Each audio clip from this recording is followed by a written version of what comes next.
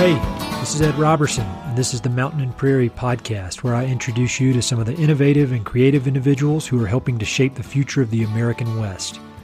I meet most of these people through my work in ranch brokerage and land conservation, or through my hobbies and interests that revolve around spending time in the mountains. My guests include ranchers, writers, entrepreneurs, conservationists, athletes, artists, pretty much anyone who's doing important work and has an interesting story to tell. My guest today is Coleman. Connor is the founder of Resiliency Lands, a progressive, conservation-minded land management and advisory group committed to promoting ecological and resource resiliency. Prior to starting Resiliency Lands, Connor held a variety of positions closely connected to the land, jobs that would be on the wish list of anyone who loves adventure in the American West. He was a wildland firefighter, a cowboy, a bison manager, and a conservationist, just to name a few. He's currently based in Colorado's Roaring Fork Valley, and he resides on a spectacular ranch just outside the town of Carbondale. You may be surprised to learn that Connor was not born and raised in the West or on ranches.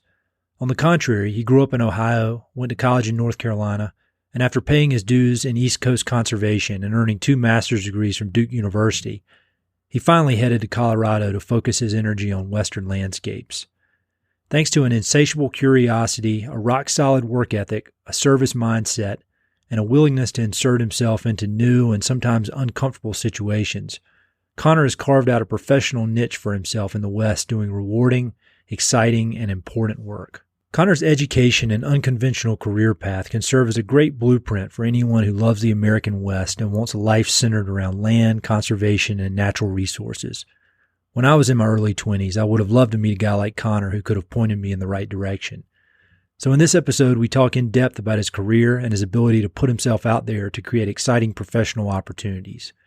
We dig deep into his thoughts on conservation in the West, as well as issues related to forest fires throughout the country.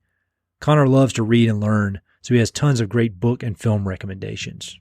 We covered a ridiculous amount of information, so be sure to check out the episode notes for a full list of topics and links to everything that we discussed. Hope you enjoy. So the first question I've been asking people is, when you meet someone and they ask you, what do you do? How do you answer that question? Well, as of just a few months ago, I'm in the business of private land and ranch land management consulting. Kind of been doing private land, nonprofit-based conservation work for about a decade, but just recently switched over to doing it as a kind of private business as a consultant. And yeah, that's what I'm doing these days. Yeah, that's awesome. And I want to talk about kind of your road to how you ended up working for yourself, kind of combining all of the different skills that you developed over your career. But I thought maybe we could start out first just talking about the conservation and the importance of conserving ranches. Because I think a lot of people, particularly in the world of outdoor recreation, they love public lands and national forests, national parks, that kind of thing, and wide open wild spaces. But I think a lot of people don't really understand the importance of conserving working ranch land. And so I was wondering if you could just talk a little bit about that and kind of your thoughts on why we need to conserve ranches and why they're important specifically in the American West. Yeah, most people, when they think of land, think of their national parks or their state parks, Forest Service land, Bureau of Land Management, and don't really appreciate what the private land does. It does a lot of things. We should probably start with food production. Mm-hmm. Most of our food or pretty much all of our food is produced on either farms or ranches, and in a lot of cases, it's becoming these commercial, industrialized Monsanto and things like that. But, really the good food that people are starting to appreciate a lot more, the grass-fed beef and the free-range chickens and the more organic, the stuff you see at Whole Foods, is produced on these smaller scale ranches. And a lot of these ranches are codependent with the federal lands. Mm-hmm. You get these grazing permits. You get hunting leases where ranches have outfitters that then utilize federal land. So they're not mutually exclusive, private lands, ranches, and the public lands that people really hold near and dear to heart.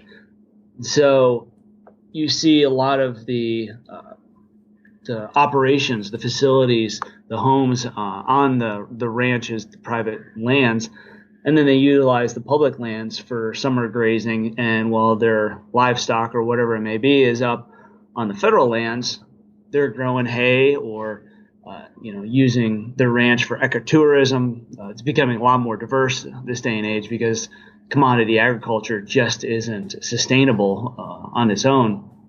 And so the conservation of these ranches helps with the management of the public land as well. And, and there's so many other ecosystem services that they provide. A lot of the private lands, as you may know, are in the valley bottoms. Yep. That's the good land, the land that's fertile along the rivers, along the waterways that are easy to navigate, where people settled and developed over, generations. And so it's really good, high quality land. And so we need to conserve these lands and find out stimulus to enable these landowners, ranchers, farmers to stay there. Because as the cattle are coming down in the winter, or sheep or whatever they may be, you also have the wildlife, the elk, the deer. Yeah, that's a great point. A lot of people always forget about that aspect of it with the wildlife. Mm-hmm. And those areas are the same places that very easily get sold off into subdivisions or development. So, private land conservation, especially ranch land conservation, is it's so hard to just sit down and wrap your head around it in one go around. It's taken me kind of a lifetime to really appreciate the symbiotic relationship between public and private lands. Yeah, I think that's a good way to describe it. It's just that it's unbelievably complicated. And I think, there's some people that think we need to just get all ranchers out of here or get all people out of here and restore things to a wild state.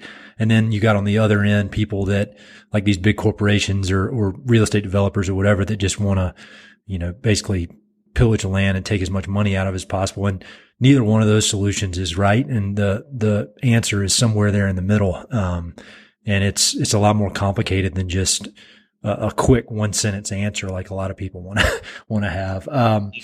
Can you talk a little bit, just to go a little bit deeper into that about the ranching, about why grazing is such an important part of land conservation in the West? Because again, I think a lot of very well-meaning and well-educated people who identify as environmentalists a lot of them think that all cows are bad or that all grazing is bad and that ranching is bad for the environment, when in reality, we need those animals or some animal to be grazing these grasslands for the health of the grassland. Can you talk a little bit about that? Yeah. And I will, as we mentioned in the past, I'll go ahead and make a plug for Jim Howell and his For the Love of the Land, and the podcast you did with him, because I've told you I've listened to it multiple times.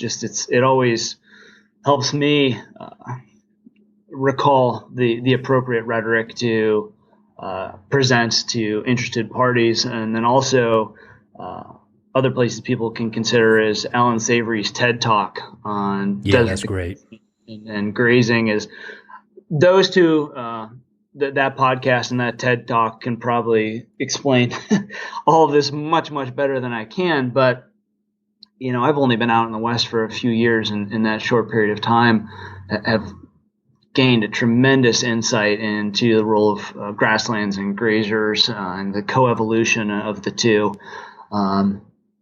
It's interesting back, I'm sure we'll get into this, but, I was in North Carolina for a while when I was in graduate school and studying forestry, amongst other things. Realized when I wanted to come out West, I needed to know something about grasslands, and I knew almost nothing. And back in North Carolina, no one talks about grasslands. Yeah. And so I was fortunate enough to find a professor to take me on to do an independent study on grassland ecology and restoration. And as we started, I was struggling a little bit, and he said, all right, you're a forester. Think of them as little forests, tiny forests. And man, I was just like, Honey, I Shrunk the Kids, and I was able to bring myself down to that level.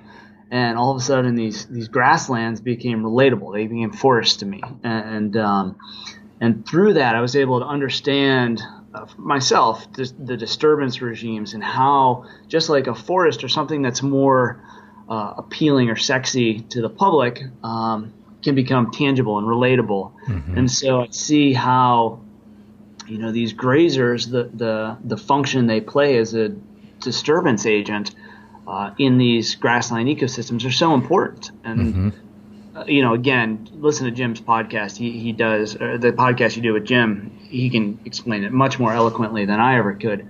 But they're just co-evolved, and a lot of these areas that grazers are on currently or historically can't sustain other types of agriculture. They can't sustain commercial farms. Mm-hmm. They can't just tomatoes or corn or what have you. Pretty much out here in Colorado, you can grow grass and potatoes. Yep. And that's about it without, greenhouses. And so that's what we're stuck with. And when you take out grazers, you start changing the ecology of these landscapes, and you start getting encroachment of forest vegetation, pinyon juniper being the big one. And as that happens over time, you develop this different ecosystem, this homogeneous pinyon juniper landscape, which really you lose the entire understory. You lose the forbs and the grasses and the biodiversity under there, and you change the disturbance regime, what it's capable of. And fire ecology is something I'm very, very interested in, and you really change the fire regime, and it dominoes. I mean, I'm trying not to go too far down a rabbit hole, but there's such a place for grazing animals in the West that people just don't comprehend. It's not the vegetarian side of things or, food consumption. It's what the role they can play in the ecosystem is. And as you start changing ecosystems due to lack of disturbance, you just get on a slippery slope that it's very difficult to recover from once you get down it. Yeah. And I think that's, I think it's cool that you go into that amount of detail and that you can get that deep that quickly, because it's an indicator of just how complex these grasslands are. I think most people, including me, years ago, you look at grass and you think, oh, it's just grass. There's nothing to that. But the biodiversity in, some of these short grass prairie ecosystems is unbelievable. And I think that I've never heard that idea of trying to shrink yourself down and look at it as a forest, but I think that's a really good way to look at it. And, one other thing I'll say on that is that, I'm not saying that all ranchers or all ranching and all grazing is good, because, ranchers can overgraze a property and they can screw it up just as quickly as they can keep it healthy and vibrant. And so I think that, again, that's where your work comes into play, your current work of advising these ranchers on good ways to graze and that kind of thing. Can you give an example or two of some of the projects you've been working on since you've started your own business? Yeah, it's been a interesting development going into business for myself. It wasn't at least currently wasn't what I planned on doing. I considered it back as I was exploring options for graduate school. I thought about back east starting my own consulting business in a different capacity, but now here I find myself, and as I was looking to move on, talking to a lot of the landowners I worked with, that I'd worked with in my previous occupation as an employee with a local land trust. They said, well, we've discussed a lot of great ideas and how we can improve the land. Would you be willing to, help us consult on this? And okay, yeah, wow, maybe it's something I could do on the side. And then it just slowly developed into a full-fledged occupation. Mm-hmm. And I've been really focused on working with conservation-minded landowners, and that includes either landowners who have a conservation easement already placed on their private lands, yep, those considering a conservation easement and conservation options. on their private land, because it's, there's a lot that goes into planning for the long-term management of ranches. And when you put a legally binding contract like a conservation easement on your land, you have now set new parameters and new rules that you must function in, and it's forever. So you have to do a lot of long-term planning in the process. And so I've found a great niche for myself in this occupation. Yeah, it definitely sounds like, and I think there's definitely a need for that, because part of my work is in the ranch brokers, and then part of it is in the conservation consulting, and you just don't run across many people who have the skill set to effectively put these plans into place like you're doing. So, I think one thing that I'm really interested in about your background is kind of how you got to where you are, because you said 33, right? Yeah. And so you're not from the West originally. You're 33, yet you've managed to you've got a really cool resume of a lot of really interesting stuff, interesting jobs and adventurous type jobs that have all led to this current gig that you're doing now. And so I think for young people, I was saying before we started recording, if I was 20 years old in college, I would love to see your template for how you ended up where you are. And so if it's all right with you, I'd like to just kind of start out with where you grew up, and then just kind of go through your series of interesting jobs that got you where you are now. So where did you grow up? So I was born and raised just on the south side of Cleveland, Ohio, and was there till I graduated high school. Yep. And I grew up less than 2 miles from the Cuyahoga Valley National Park, which I think was designated a national park in '94. I want to say it was a national recreation area, but home to the infamous Cuyahoga River, the river that burns. Oh yeah, that's the river, huh? Not just once, not twice, but 3 times it caught on fire. So yeah, I grew up right down the road from that, and it's 33,000 acres spanning between Cleveland and Akron, and most people don't realize it's one of the most visited national parks in the country just because of its proximity to 2 major metropolitan areas. And so I grew up there and playing in that. That is my backyard. And then upon leaving, I left Cleveland to go to college. I was looking at a lot of schools up north. I wrestled through high school and was looking at some schools for potential wrestling programs, and I had some college scholarship offers, and said, I didn't really care to keep doing that sport on that level, and started broadening my search, and found this tiny little school of 1,200 students in Salisbury, North Carolina, called Catawba College. Yep. And let me tell you, when you're in Cleveland for a long and gloomy winter, and you get to make a trip to visit a college in North Carolina in March, and all the cherry blossoms are blooming, and there's girls laying out in the quad and bikinis, you are like, wow, this is a different part of the world I could grow to appreciate. And and they had a phenomenal environmental science program. I found out. So you knew when you were 18, senior in high school, that you wanted to pursue this line of work? Yeah, actually, when I was a junior is when I figured it out. And it's funny because I thought that was the norm. I just thought, okay, you figure out what you want to do and you go do it. And you come up with your checklist and you start checking stuff off. I learned out later in life that is not how most people do it. It's rather unique. And yeah, definitely. When you look at your resume, I mean, a lot of people want to be a forest firefighter, and a lot of people want to live in, outside of Aspen, but or live on a ranch outside of Aspen, which is even better. But yeah, you got the second part down, which is actually making it happen. Yeah, it's funny. A couple of years ago, I had my hometown newspaper. They do a monthly interview of a graduate of our high school, and I was somehow my name got put on that list, and they called me, and I'm pretty fortunate in that I got to be a wildland firefighter. And I said to the guy, you ask any 6-year-old kid what they want to be when they grow up, and it's either a firefighter, a cowboy, or an astronaut. and I got to be 2 out of 3. And Nice. that third one requires a lot more additional schooling that I'm just not interested in doing.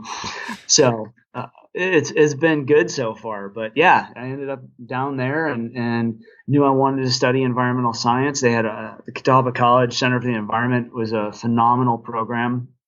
It's a private school, and they offered wonderful financial aid, and ended up down there. And it's a very small, intimate program, but they have right on the backside of the campus. The college actually donated a conservation easement on 100 or 200 acres right on the edge of campus to maintain it as a open space for ecological research.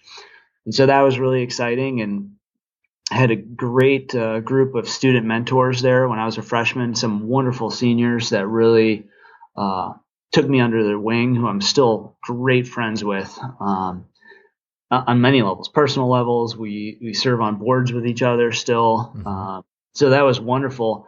And it was interesting because they got so close to that class, and they left, they graduated, and went on.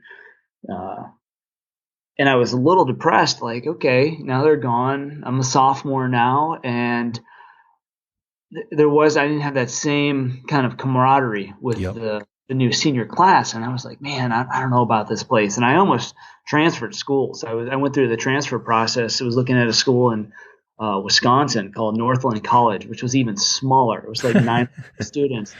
But they tagged themselves as the Environmental Liberal Arts School, and Mm-hmm. I was like, all right, maybe I'll go up there. And then I realized, you know what? So what if I'm a sophomore? Like I could step up and be a leader and do what I think is right.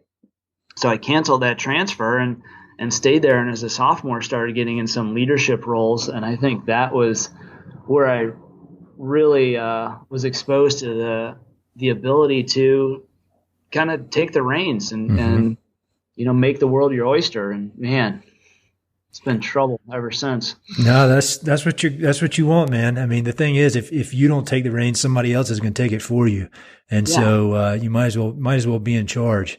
So you were at Catawba, which is a great school, by the way. I went to school right up the road at Wake Forest, but I'd come down to that neck of the woods all the time for hiking around and fishing and that kind of stuff. I love it down there. Yeah. Not to mention all the good barbecue in the area. Oh yeah. Well, my sister lives just north of Charlotte, so I was always driving through that area when I was going down there to visit her.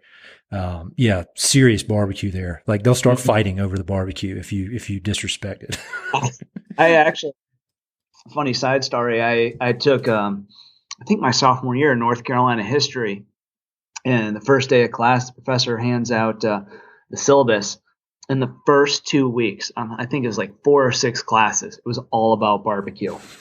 And I was like, you've got to be kidding me. And it was amazing how much a type of food was reflective or indicative of the settlement of that region. And it was just, it was phenomenal. He did it. I applaud that professor for his approach to engaging us in a history lesson. Yeah, and here you are, almost 15 years later, remembering it. I'm from the eastern part of the state, like the coastal plain, and the whole the barbecue there is vinegar based, whereas up, as you go west, it gets more tomato based. Yeah, exactly. And I mean, people really take it seriously.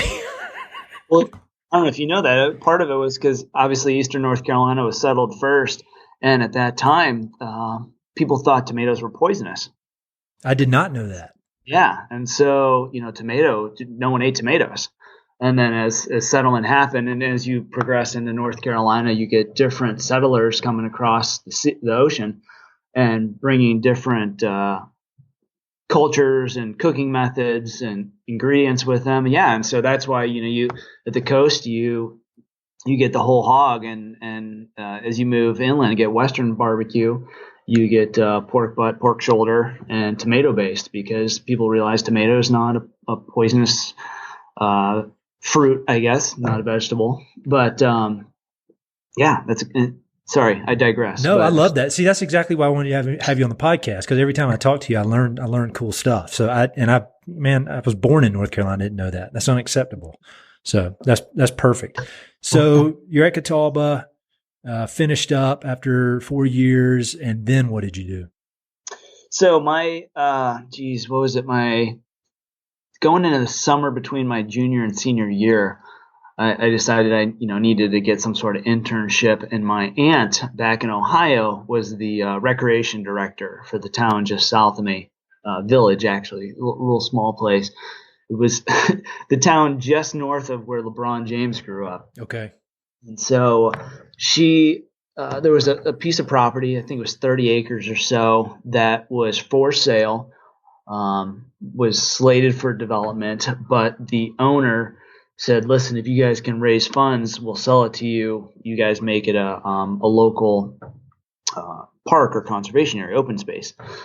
And so she knew what I was doing and called me up and invited me to do an internship. And I did it along with another student my age. And we basically wrote this grant for, I want to say $380,000, spent the whole summer working on this grant. Mm-hmm.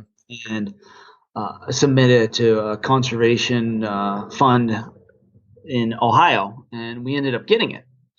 I mean, there was definitely help from some outsiders, but here you've got 2 college interns writing this grant all summer long for between $250,000, and we got it when they were able to buy this farm and conserve it, and now it's this open space. And it's funny to look back because I write grants all the time for a lot of money than that, and you kind of throw it together in a week. So, but it was a great opportunity. I was really proud of myself for doing that. And as I got back to North Carolina, for my senior year, I had an opportunity to intern at the local land trust, the Land Trust for Central North Carolina, which was right down the road in Salisbury. Yep. And did that. And as I was wrapping up my fall semester, the director said, hey, would you be interested in a permanent job after graduation? And I mean, without skipping a beat, I just said, no, not really. But here I am being presented with a job, and I said, I want to study wildlife. I wanted to help the wildlife. That was really my interest in college, wildlife ecology, and was looking at North Carolina State University to study wildlife biology and conservation. So I said, thanks for the offer, but no thanks. And I went on to work there again in the spring as an intern. And I think it was about March or so. And it dawned on me the work I was doing for wildlife through habitat conservation, private land conservation, which equals habitat conservation, and went and knocked on his office door and said, you know what, I've reconsidered. I would really love to take you up on that opportunity. And I think I graduated on a Saturday and started work on a Tuesday. And Not bad. Yeah, it was a really good. It worked out pretty well for me. So then I started with the Land Trust for Central North Carolina. And so you were there. How long were you there? So I interned for a year and then was there for another, I think, 2 years or so. Nice. All the while, trying to consider what my next option would be and exploring graduate programs and careers. And I'm trying to remember how it all went down. But like I said, I was really looking at NC State for wildlife, and then it was my advising professor, Dr. John Ware at Catawba, who was almost like a father figure to me, a second parent. And he said, you should really consider the program at Duke. It's very interdisciplinary, and I think you can get what you want out of it and a lot more. And so I started looking at that and realized that was the right fit for me. Mm-hmm. So I applied to the program at Duke and somehow miraculously was accepted and entered into a program there and ended up actually pursuing 2 master's degrees there. So, did you really? I didn't realize that.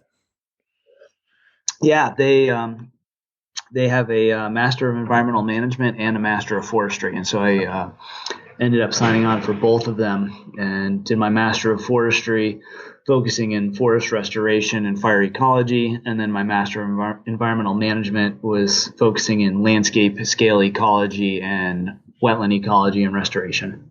That program is great. It seems like all the top people I meet in conservation, they either went there or they went to the school of forestry at Yale. It was one of those two. And it seems like so many of the leaders that you see in conservation throughout the West, and I'm sure on the East Coast as well, they all went there, which is really cool.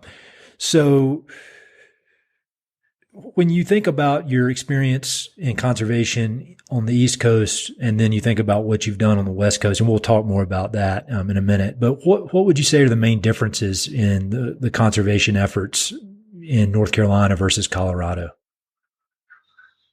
Oh man,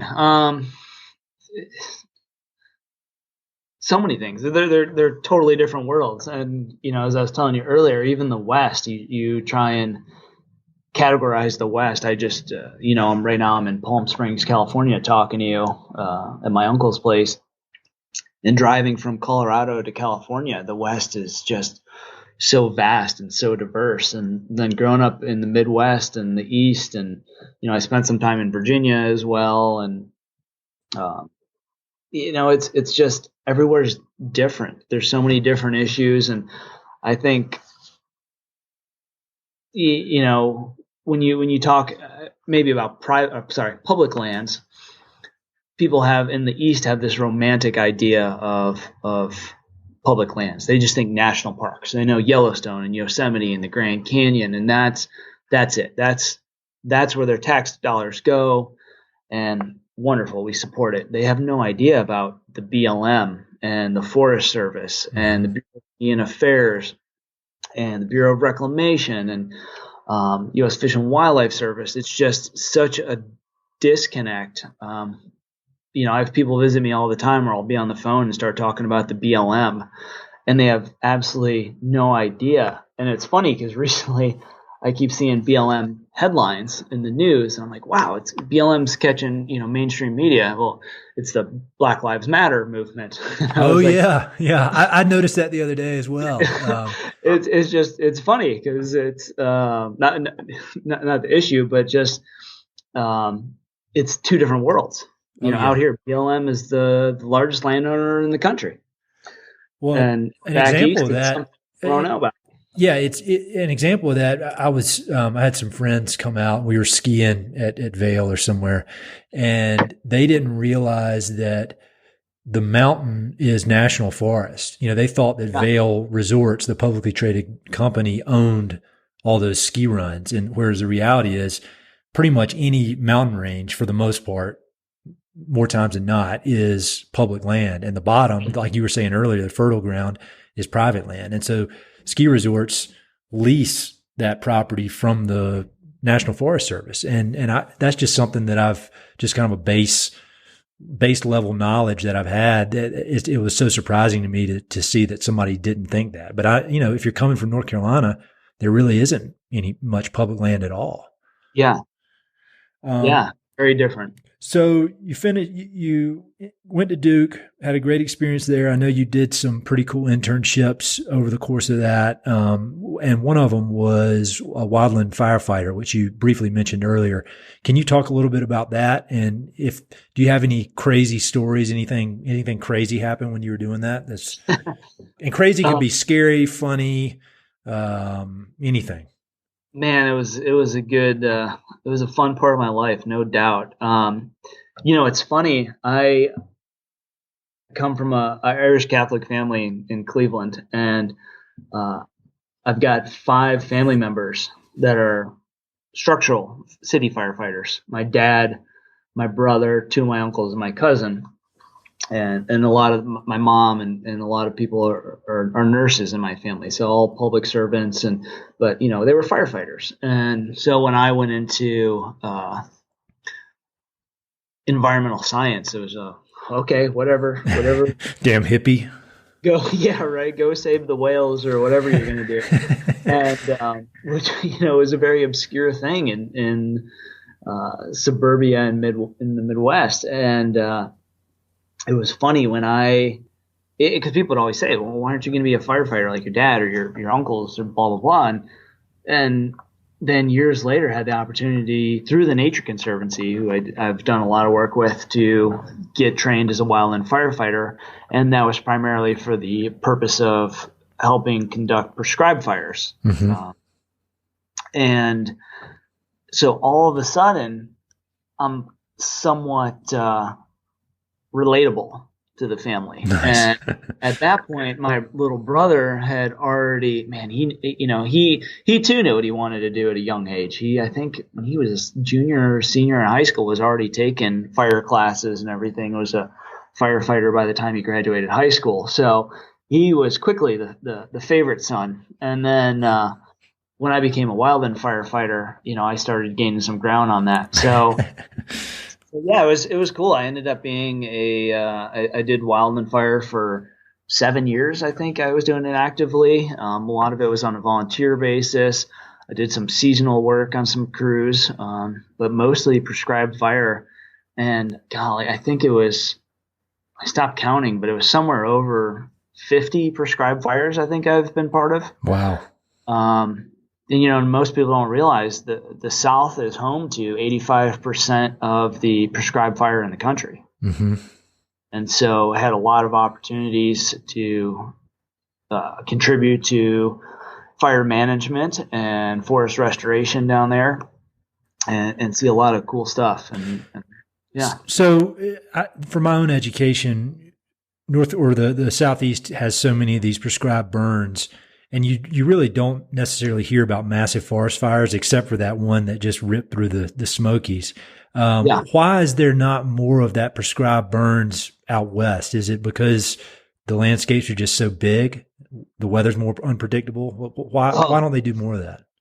Man, I could talk to you for 2 days on this, but the big thing in North Carolina, especially coastal North Carolina, where you find the longleaf pine, which is, the namesake for the Tar Heel State and the state tree of North Carolina. The longleaf pine ecosystem expands historically from Virginia down to Florida over to Texas.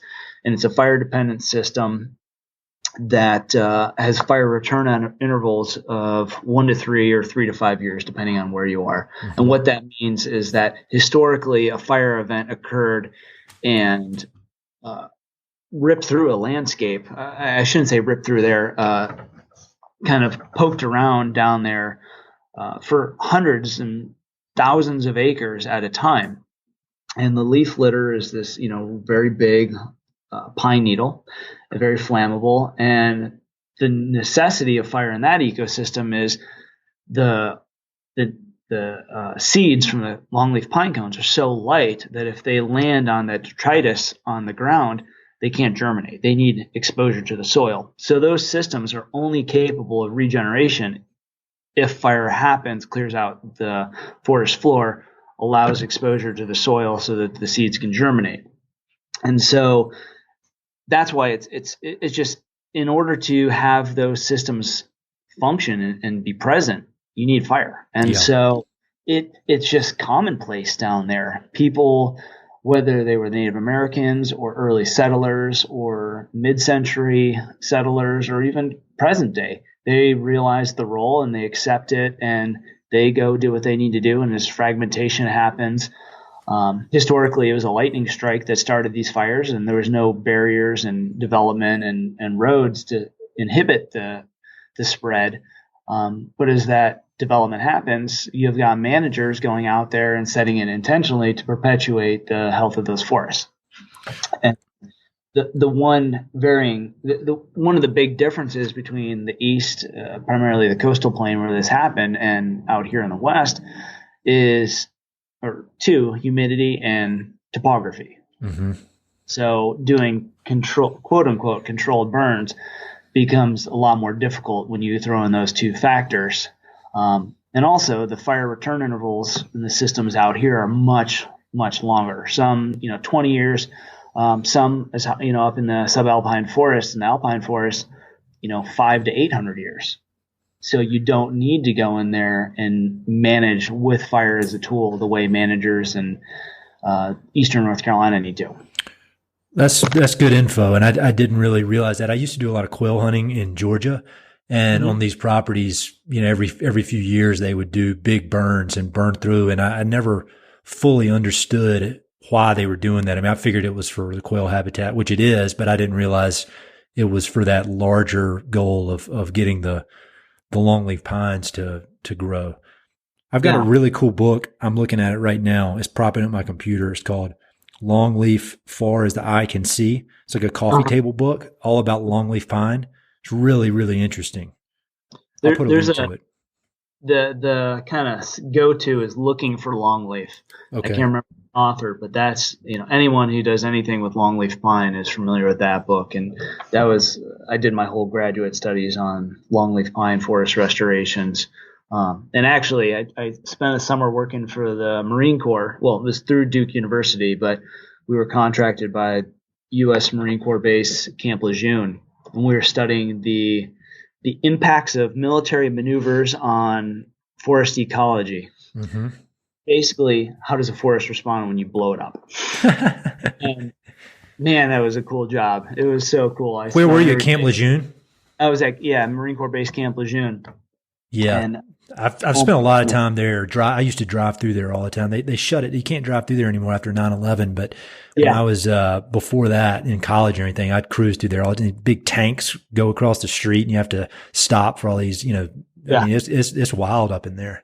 Oh, funny story. I had a key because of my research. I had a key to all the gates. I don't know why some graduate research student had a key to all the gates, but it was a 4th of July weekend.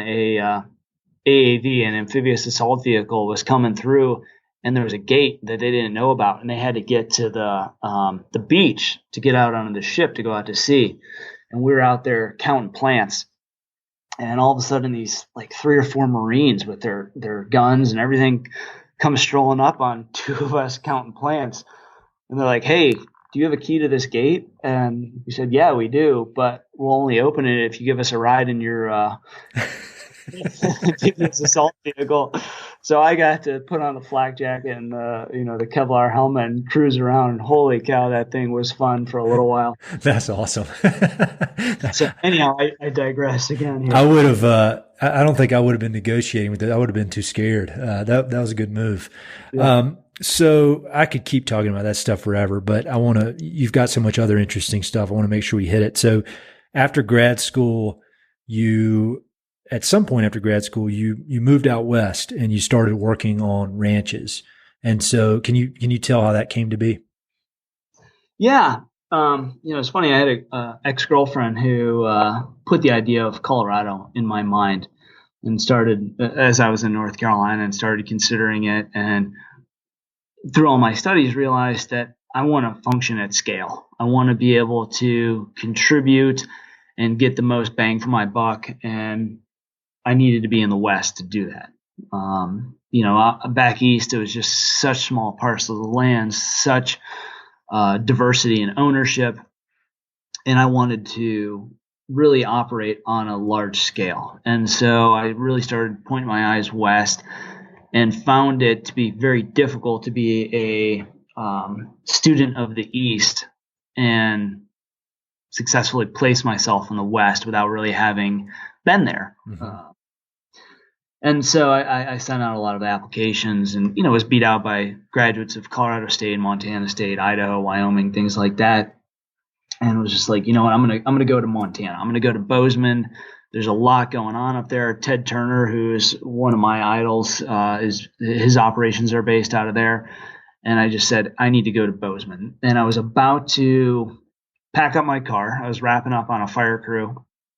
And I think I was a week out from doing this. And I got a call from this kid I just randomly ran into when I was finishing up in grad school. And he was cowboying on a ranch in eastern Colorado. And one of my friends said, "Hey, we're talking to him," said, "Hey, you got to meet Connor. He's looking to go out west." And so they connected me with this kid, Jack Butel. And we chatted for 15 minutes, back in April. And I think this was December, maybe early spring, several months later, and I get a random email from him saying, "Hey, the ranch I worked on, he's now at the program at Duke. They're looking for for ranch hands, cowboys, people to work out there. Would you be interested? And I said, heck yeah. So he put me in touch with the manager of that operation, who's Duke Phillips, who's just a great guy. Yep. And so we started chatting, and I somehow got this opportunity to work on this ranch. And the great thing, Duke and his operations, Duke Phillips, he's, I think, third generation rancher, and he sees the need to expose young people to agriculture that have no exposure to it at all. And so my story is not uncommon with him. And he took me on and brought me out there, and I worked at this 89,000 acre ranch called Chico Basin Ranch. Yep. And man, it was awesome. I got to be a cowboy for 3 months. So when you showed up there and you didn't have really any experience in that line of work, and and they put you to work, I mean, what was the learning curve like there? Because I would think, first of all, there are these hard skills you need to have that you didn't have, and then second of all, it's backbreaking work. I mean, I guess if you were an athlete and you're strong from wrestling, that kind of thing, so you could deal with that part, I would guess. But what did you think? I mean, was it just overwhelming at first? Yeah, well, and too, all through high school and college, during summer and winter breaks, I landscaped. So I'm used to digging holes and doing manual labor, so I wasn't too worried about it. But some of these other things, like riding a horse and dealing with cattle, were new to me. And actually, as I was leaving North Carolina, I had a friend who had a horse farm, and I called her up and said, "Hey, I've been on some trail rides as a kid. I have no idea what I'm doing." And so my friend Tracy invited me to her place for the weekend, and she basically gave me a crash course on horses, which, man, I'm so glad I did, because I showed up there and they just said, "Here's your horse, here's your saddle. We're leaving in 30 minutes."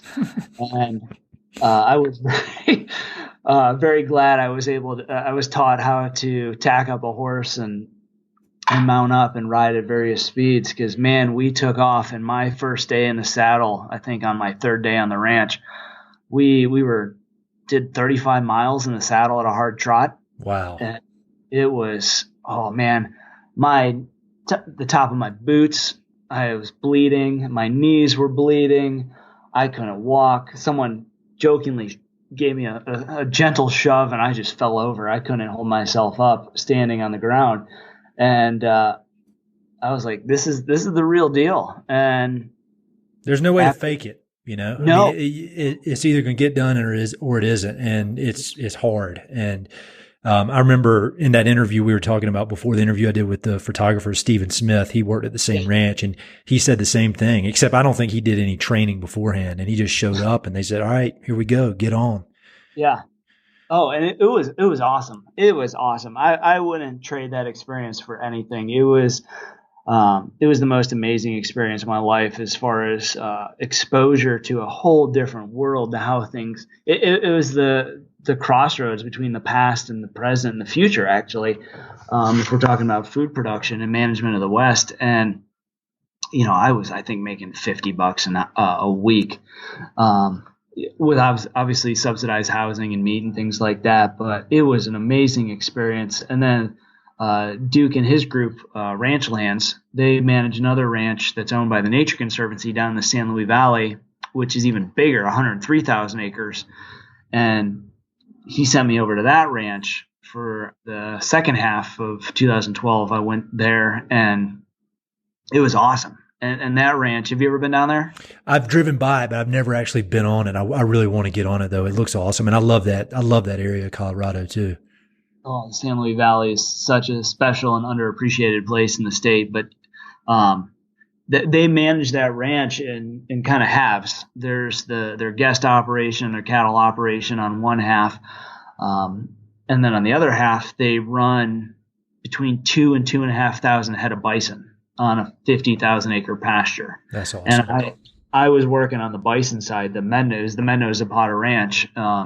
Zapata side is where they do the guest and the cattle, and then the Menno is where they do the bison. And I was living and working on the Menno side, and oh my God, I woke up in the middle of a 50,000 acre pasture, and I would look out the window and there'd be 500 bison out my window. There was one day where there was one, if I didn't have a screen in my window, I could have pet it. He was eating my flower bed.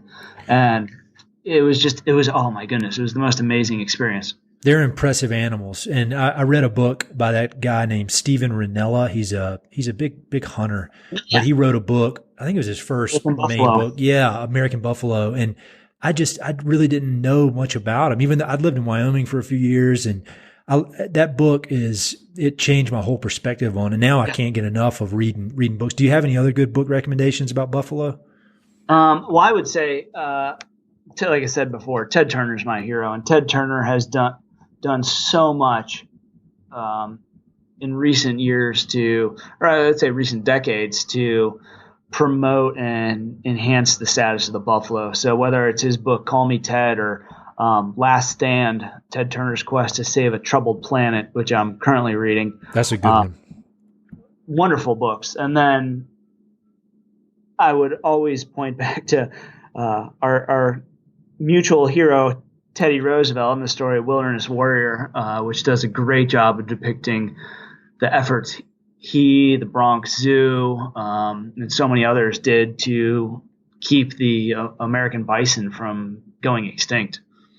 Yeah, if it weren't for Teddy Roosevelt and those guys, these rich New Yorkers or East Coasters at least, they'd be gone. There wouldn't be a single one here. And I think a lot of people don't understand that. And then that gets into the whole conversation about how can hunters really be conservationists? And I've talked about that ad nauseum on here with other people, so we don't need to go into it. But that, I think if anybody's got a question about how can you hunt and be a conservationist, just read your history. And that'll get it started. Yeah, I would say. People don't realize the American bison, and it's difficult to estimate historic populations, but somewhere between 30 and 90 million animals, and they were reduced down to less than 2 or 1,000. Yeah, I think it was like 500, something like that. And to be brought back from that, and then again, Ted Turner making a market for them.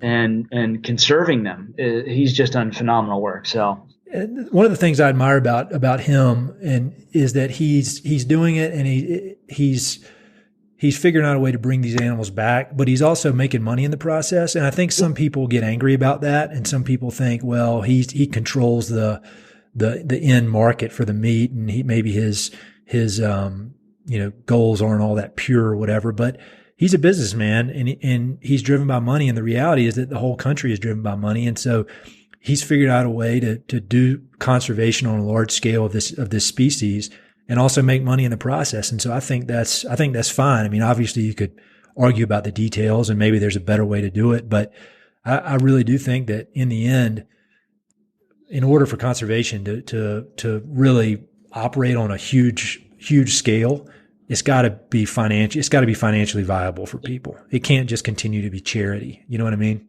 Yeah, and this loops back around to one of our the initial things we discussed here was the relationship between private land management and public land management.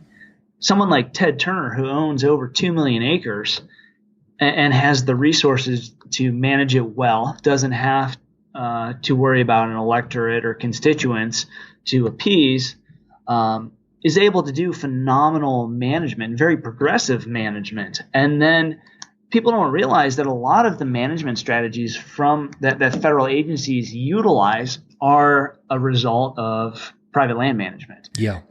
These large-scale private land managers figure it out and fail and reassess and utilize what we call adaptive management to develop a strategy that works and is economically viable. Then the public land managers utilize those strategies and oftentimes to great success. So it's the people like Ted Turner, or even I'm sure Louis Bacon down in the San Luis Valley, who really do some progressive land management stuff on their own dime. It's to the benefit of the public as a whole. I agree. We've actually got a ranch for sale it's in between Louis Bacon's big 180,000 acre ranch and then Ted Turner's to the south in New Mexico. Yeah, it's awesome. You can own your own 14er. Oh my goodness! If you happen to have $100 million. a dozen 13ers and a 14er. Oh my goodness, it's a phenomenal place. Yeah, it's really awesome. I mean, it's basically like a national park. And I think when you look at Turner's Place is south, and then Bacon's is more flat, kind of open sage type land. But this property, it's like Indian Peaks here, in the Front Range. It's unbelievable. Yeah, it's awesome. I just need to come up, scratch together 100 mil. So, all right. So we could talk about all these different parts of your career for an hour each at least, No but doubt. I want to keep it moving so I don't take all your time. But so you finished up on the ranch, or the ranches, and then at some point you ended up working for the Aspen Valley Land Trust. And can you talk a little bit about that? Yeah. So, like I said, my career out of college was in the land trust world. And I failed to mention this, but part of the reason I went back to graduate school was, we were doing great conservation work, but I realized that, just slapping a conservation easement on a piece of property doesn't necessarily ensure that property is going to be in good condition forever. It will protect it from development, but doesn't necessarily mean that you're going to have healthy ecosystems out there. And so I wanted to go back to school to learn how to take care of these lands, specifically conserved lands. And so I didn't expect to go back to the land trust world. I always kept my eye there just because I think they do great things. And most people don't realize there's over 1,700 land trusts in the country doing just wonderful work. Yep. And so, oh my goodness, funny story. I was back in North Carolina and was contemplating this job and visiting with a friend. We went out to the bar, and I remember we got back that night, and it was East Coast time, and I opened my computer and saw this job posting was up there. I was contemplating it and said, you know what, screw it, let's just apply for it. And had a couple beers in me and just finished what turned out to be an all right cover letter, and sent it in, and woke up the next morning to an email. I made the deadline by like 20 minutes. Nice. And had an email saying they wanted to interview me for the job. And I said, well, how about that? And I've obviously heard of Aspen, but never been there. And ended up driving from the San Luis Valley up there a couple weeks later for an interview. And I think out of 120 candidates, I was one of 4 finalists, and obviously was the one who got the job. And the funny thing, all the candidates, all the finalists had advanced degrees, had experience in conservation.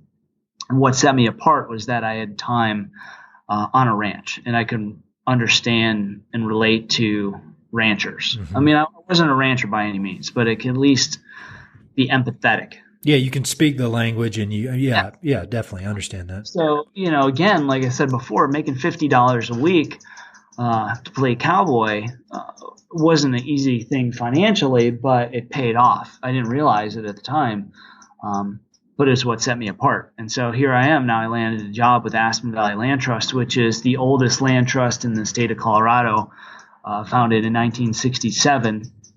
And they had conserved about 170, 175 properties from the Independence Pass area east of Aspen all the way down to near Grand Junction, totaling almost 40,000 acres. And yeah, it was a great opportunity. I got to work with some wonderful, wonderful landowners, some who were, been on their property for generations, and some who, are from other parts of the country and bought it already conserved. So it was a really awesome experience.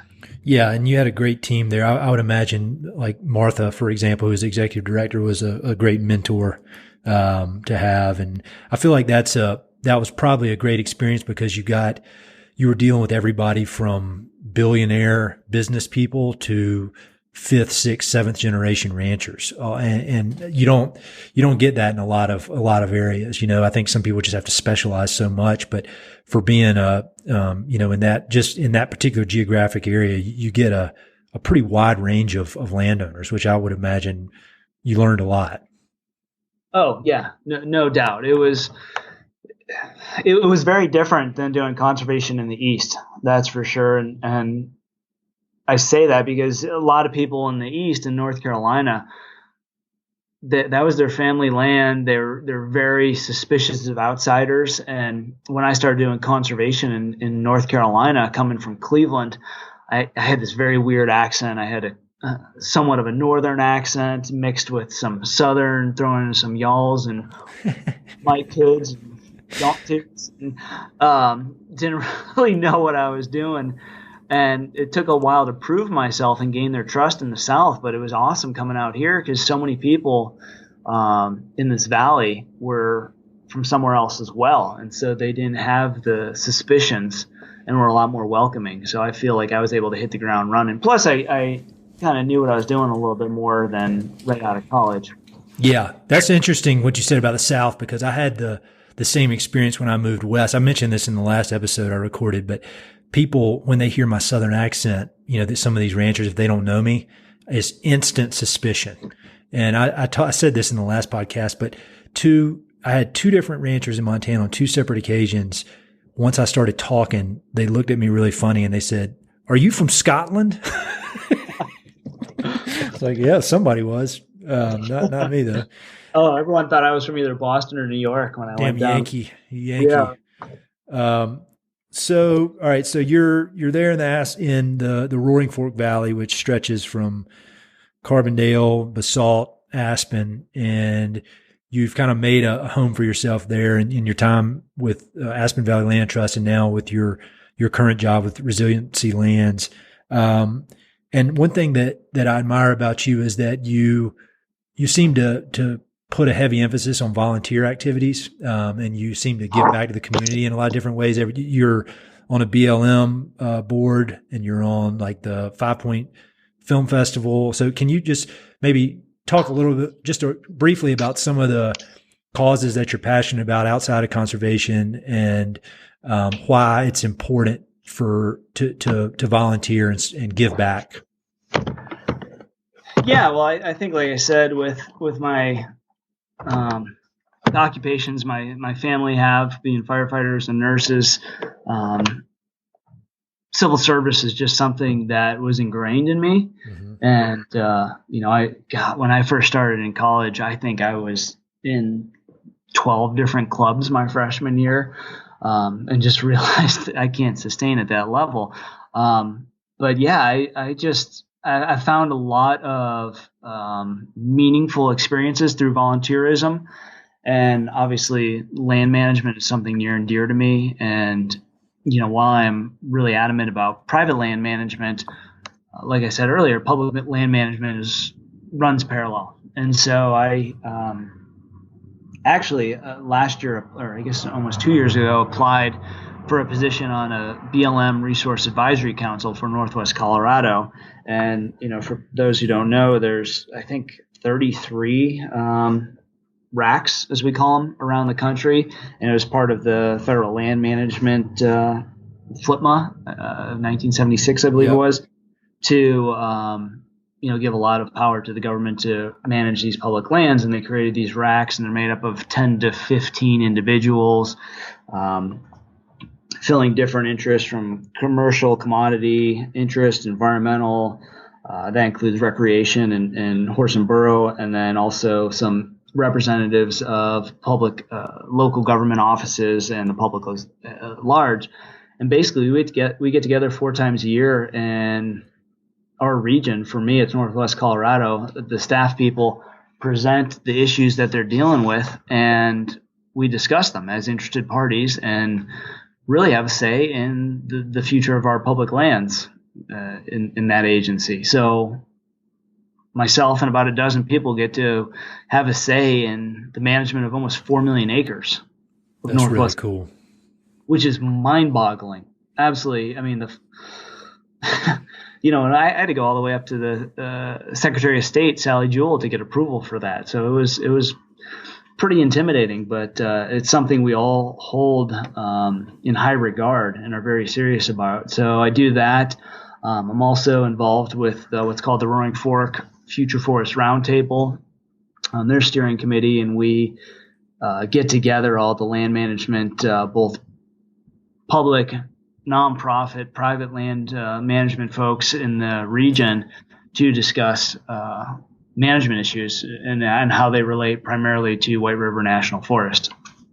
So, yeah, do that. And then, like you said, 5 Point Film Festival was something that I got on board with last November. And, man, for anyone who hasn't experienced 5 Point, it's one of my favorite things in the world.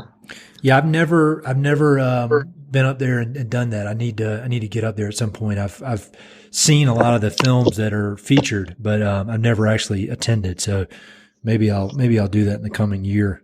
Yeah, come up this April, third weekend of April. It's our 10-year anniversary. That'd be awesome.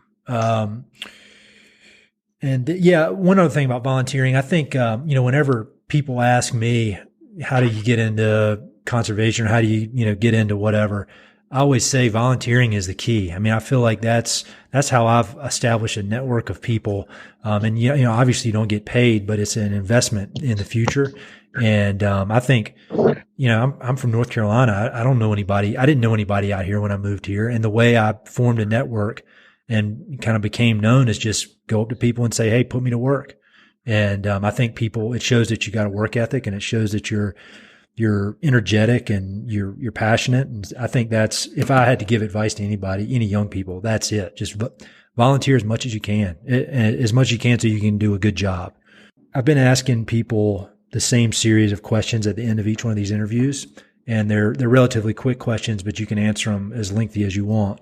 And the first one I've been asking is, do you have any favorite books related to the American West, or books that you recommend to people that they're kind of must reads if you want to learn about the American West? Yeah, like I've said a couple times now, one of my favorite books is Wilderness Warrior, Theodore Roosevelt and the Crusade for America by Douglas Brinkley. Yep. I would want to read it again, but it was a very painful book to get through. It's so big. It's dense. It is so much information, and it makes you excited about what people can do, what a single person can do, but at the same time, it makes you realize you will never be Teddy Roosevelt. The stuff he's done with his life, you need a time machine to go back to, 15 years old to put yourself on the trajectory that he found himself on. Yeah. I mean, he's contributed so much to this country in so many different capacities that it's not even funny. Yeah, it's hard to get your head around how much that guy did. And I think, personally, his time as president was probably the least interesting to me. He did so much other stuff, and he wrote 30 books. I think he would read a book a day, even when he was president. So, I mean, shit, for me to try to read, a few books a month, I should be able to pull that off, Yeah. Oh, I mean, it's absolutely mind-boggling what he did. Like you said, to the stuff he did, not just as president, but before and after, and then to make a run at a third term under the Bull Moose platform was just, Get shot in the chest and then get up and give a 90-minute speech with the bleeding all over the place. Yeah. No, he's without a doubt one of the most important people in defining what I do. Any other good books that, if you were recommending a few, you would say this is a must read? I agree with Wilderness Warrior. If you can get through it, it's dense. Yeah. Again, I would say the Ted Turner books are really enlightening to me, talking about what a private landowner can do to influence, to do good in land management in the West and influence the public agencies. So any Ted Turner book is really big for me. Again, with my interest in fire, I think some books that I really enjoyed, Fire on the Mountain. Mm-hmm. Have you ever heard of that book? No, I've never heard of it. It's about the 1994 Storm King fire here. It was actually just down the road from me in Glenwood Springs, where it was at the time was the most deadly fire in the history of the United States, or modern history. 14 firefighters died. And John McClane, you might remember that or recognize that name. He's the son of Norman McClane, who wrote A River Runs Through It, then the famous movie. And his dad, Norman, wrote Young Men and Fire, which is about the 1949 Man Gulch fire up in Montana, where 13 firefighters died. So those are really important books to me. I would say, too, have you ever heard of the author or scientist, actually, Stephen Pine? I have, but I can't place why. He's down at Arizona State University, and he's a fire historian. And if you want to know anything about anything with fire, he's the guy to go to. I mean, he's written books like A Brief History of Fire, where it just gives you a synopsis of what's going on in fire ecology and policy in different regions or nationally. So I've gained a lot from him over the years and reading his books. So I certainly recommend those. Those are great. The only one of those fire ones I read is Young Men in Fire, and I read it in high school. And so those are great. I'll add them to the list. Do you have any favorite documentaries or films? Yeah, I would say, we talked about it earlier. Ben Masters and Unbranded is just such a great modern film. And I think he did a great job of putting together a story that's interesting and very informative. I know listening to your other podcasts, a lot of people are saying that as well. That's something that they recommend. I would also add, not just a documentary, but my involvement with 5 Point Film Festival. We've put on, I think, 50 or so films at our annual festival in April. And some of the ones that really hit home to me, have you ever heard of Death of the Bartee? No, I don't think I have heard of that. You need to see it. It's not a documentary, but it's a great story. It's done by Anson Fogel of Forge Motion Pictures, who is from the I think Rifle, Colorado area. Yeah, I know who he is. I think I follow him on social media. He's a real talented photographer as well. So he's done just wonderful films, but it's this great story. It's only about 18 minutes or so of this rancher. It was filmed in Marble, Colorado, right down the road from me, about this rancher who's, that age-old story of the rancher who can't, profit from his land, sells it to a wealthy family, and what ensues. I found that to be a very powerful film.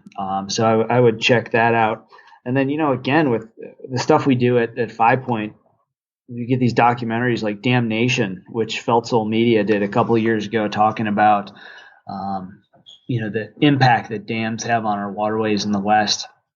And I don't know, I just think film is a wonderful medium for storytelling and getting messages across. So I would watch a lot of films. So I can go on. Pete McBride does a lot of great advocacy work through film. So, any of those guys. I think Pete's going to be on here in the coming months. So I'm excited to talk to him. He just hiked the entire Grand Canyon, which is pretty cool. Oh, yeah. And his buddy that did it with him, Kevin Fedarko, he wrote The Emerald Mile, which is one of the best books I read in 2016. It's a really good one about the Grand Canyon. Yeah, it's on my list. Yeah, it's awesome. It's really good. So we've kind of talked about all your activities related to spending time outdoors. Do you have any activities you do that would be surprising to people? I mean, I think everyone who knows me knows I do this, but people maybe listening wouldn't expect it. But I'm really big into CrossFit, and work out at CrossFit gyms probably 3 to 5 times a week. Here I'm on a road trip around the West right now. I'm in Southern California, and I've been visiting CrossFit gyms, and it's just something I do to keep my sanity and keep in shape, I guess. Yeah, I work out at the Alpine Training Center here in Boulder, and it's not CrossFit, but it's similar in a lot of ways. Yeah. And I hadn't lifted weights since high school, and I started going in there, and it is unbelievable how much you can get whipped in an hour. But I mean, they can whip you in 90 seconds you're done for the day. Yeah. And I think I texted you this morning that I got destroyed this morning, and I mean, I couldn't talk. I couldn't talk for like an hour. I know that. And it's a good feeling. It is. That's why I pay for it. I wouldn't do it on my own. I tell you that. I have to have somebody has to make me do it.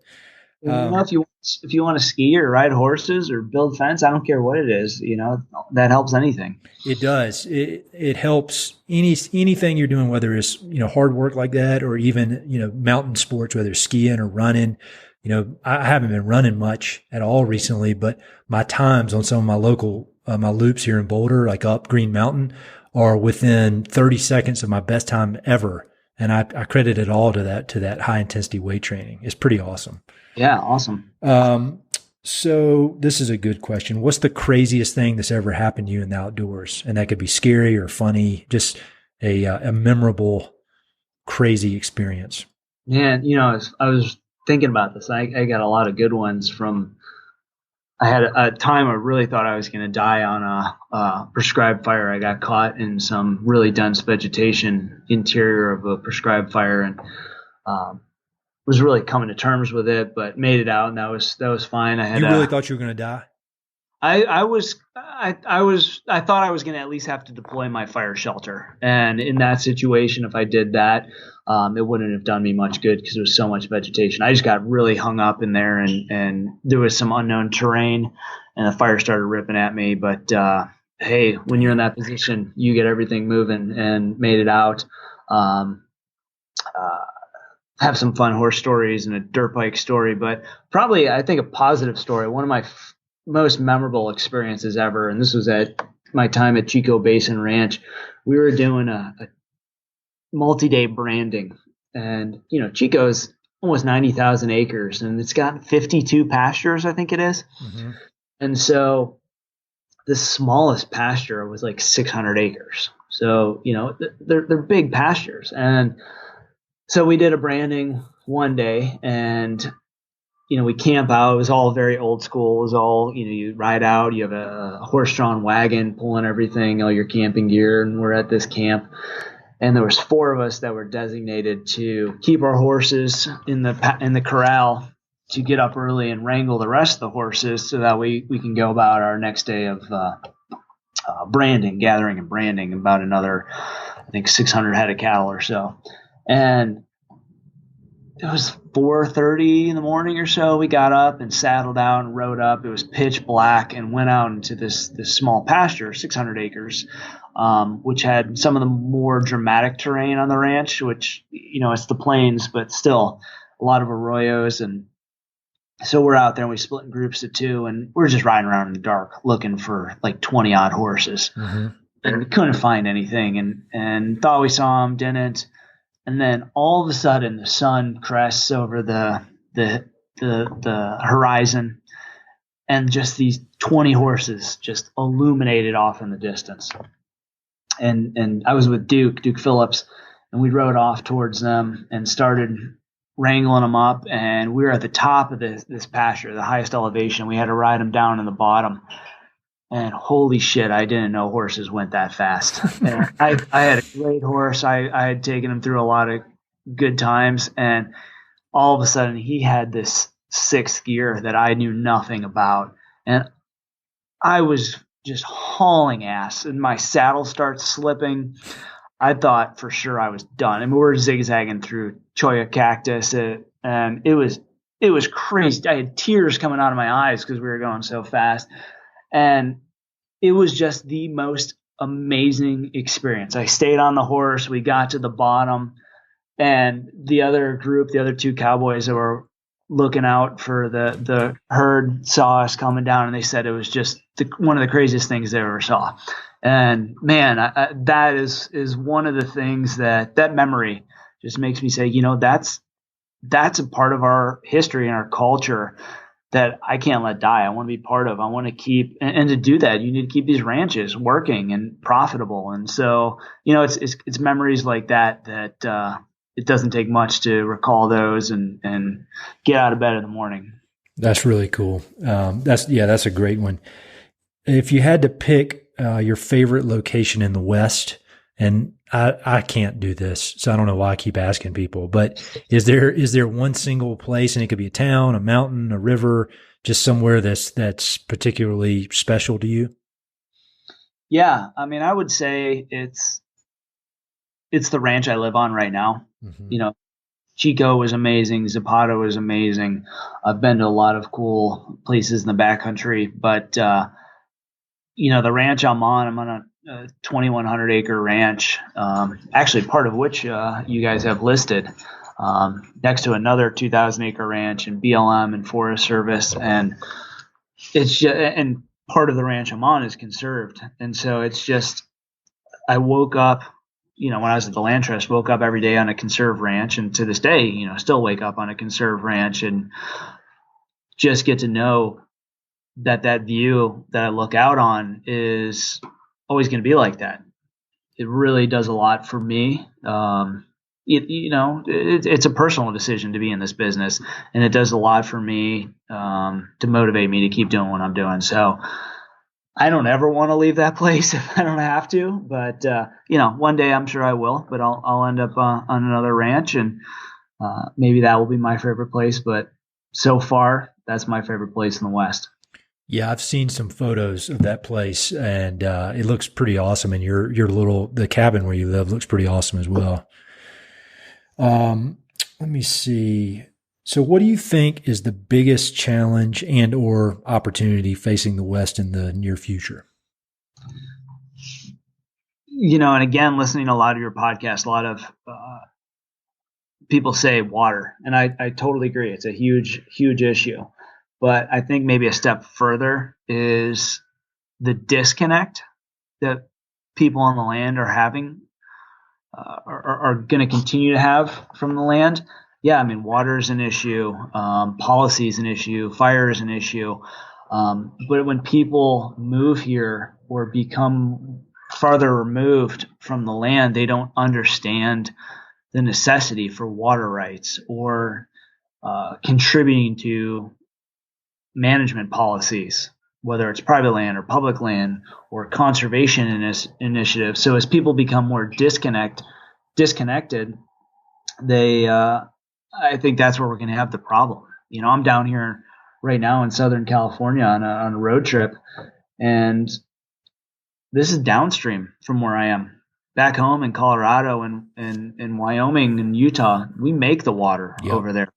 We're catching these systems and making snow and making the water. And I look down here and see, these swimming pools, and I drove through Vegas and you see the water features, and, I think people in Colorado who are at the source really understand the value of water and these resources. And as people become more and more removed, whether it's geographically or through generations and being removed from the land, they don't understand the value of those resources, and therefore don't. And I think education too. They're not aware through the education system how that all ties together. People probably won't be as involved as historically in the decision making or influencing decision makers. Yeah, I think that's all a very good point. And I feel like the easiest first step to get people to start making that connection is just get outside, go hiking, go fishing. Yeah. I mean, it doesn't have to be a big deal.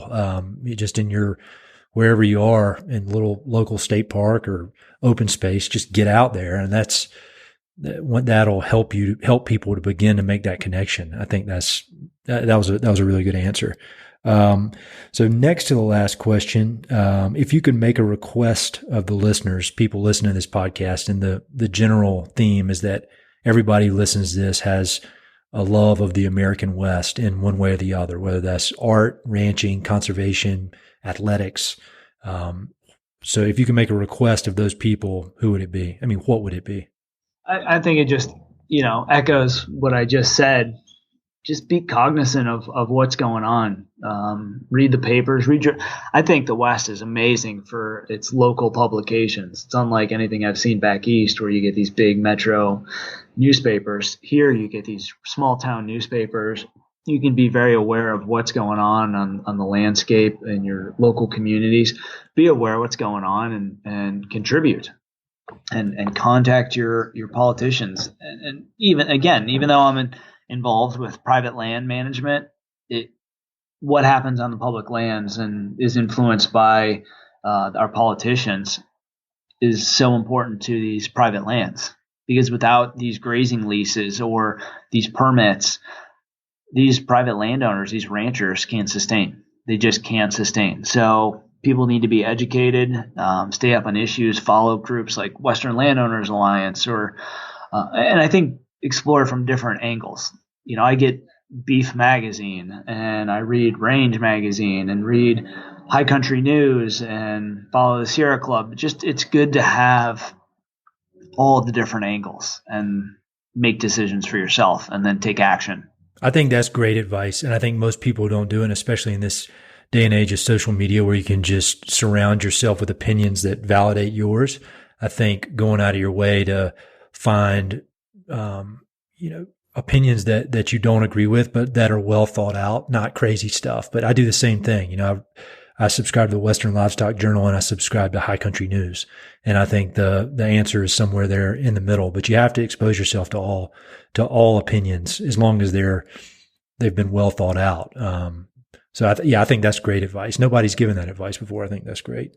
So if people want to connect with you and learn more about you and your business, what's the best way to do that? Well, I own a web domain. I need to finish making the website. But my website is resiliencylands.com. My email is Connor, CONNOR, @resiliencylands.com. And, I'm on various social media, LinkedIn, things like that. So, yeah, pretty easy to get a hold of. Cool. I'll put links to all that on the episode notes so people will be able to catch up with you. Because like I said, if I were 20 years old and saw your career path, I'd want to emulate it. So keep up the good work, man. Hey, thanks. I want to add one thing. I probably should have plugged somewhere else. And seeing that you're so into books, probably the most important book in my entire life was by Gene Craighead George, the youth favorite, My Side of the Mountain. My favorite of all time. It's on my bookshelf in there right now, like alongside all these long history books. Yeah. My Side of the Mountain is right there. That book, hugely influential on me. What an awesome book. Oh my God. I go back and I read it, and it's a nice small book too. If you want to go backpacking and throw it in your bag, not have a lot of weight, it's a great thing. I have told any young person or parent, I will buy that book for their kid if they'll read it. And I have bought so many copies of that book. I actually have a friend who's an elementary school teacher and was looking for book recommendations, and I bought a stack of them for her class. And I'd say I have the same book on my shelf, but I just keep giving it away. So that's a great recommendation. I've never even considered that when I'm thinking about books, talking about the West and all this kind of stuff. But that is a really, whether you're in fourth grade or 70 years old, if you haven't read it, you need to. I love that one. And you go beyond me. I know you're trying to wrap up here, but all those books, I don't know if they still are requirements in school, but like Sign of the Beaver and Hatchet and Julie the Wolf. Hatchet's a good one. Tom Sawyer, Huck Finn, Moby Dick, like those stories of adventure. If it wasn't for those, I would certainly, there's a lot of other factors, obviously, but without books like that, I would have never gone down the path I've gone down. And I would implore any listener to revisit those books or read it for the first time or buy it for a young person. Cause I think those stories do a lot of good. I think I'm going to reread mine. I haven't reread it in a long time. And that's, I could crank through that pretty quickly. I hope, since it's for like third graders, but you never know. But no, that is a great recommendation. Now I'm glad you brought that up. Yeah. I didn't want to let that go. All right, man. Well, enjoy the rest of your road trip. Be safe. And, I'll look forward to seeing you soon. Yeah. Thanks a lot, Ed. This has been a lot of fun. And, I look forward to hearing future podcasts that you come up with. Yeah, let me know if you got anybody I should speak with. Oh, I got a whole list for you, of course. Hey, this is Ed again. Thanks so much for listening to the podcast, and thanks for listening to that particular episode. I hope you enjoyed it. Before you go, I've got 3 quick things. Number 1, if you like the podcast, please do me a huge favor. Either pass it along to a friend who may be interested, share it on your social media, or go to iTunes and give it a 5-star review. All those things would mean a lot to me, and they would really help to spread the word about the podcast. Number 2, if you've listened to many of these episodes, you know that I love reading and I love talking about books. Every other month, I send out a quick email with a few books that I've recently read and highly recommend. The subjects are varied, but they're pretty much all nonfiction with an emphasis on history, biographies, adventure narratives, and topics related to the American West. There are no sales pitches for ranches, no spam, no other kind of nonsense, just books. So if you'd like to sign up for the list, head to Mountain and Prairie/reading, or just go to Mountain and Prairie, and there's a massive tab at the top that says book recommendations. Click on it. There are a ton of good books that I've read. Some of the old email lists are on there. You can go crazy. There are a lot of books. And finally, if you know anyone I should interview for the podcast, please don't hesitate to reach out and let me know. All my contact info is at mountainandprairie.com, and I'm on all the social media stuff, Facebook, Twitter, Instagram, blah, blah, blah. So feel free to reach out. I'd love to have some recommendations and suggestions of interesting people I should meet. All right, that's it. Thanks for listening. Talk to you soon.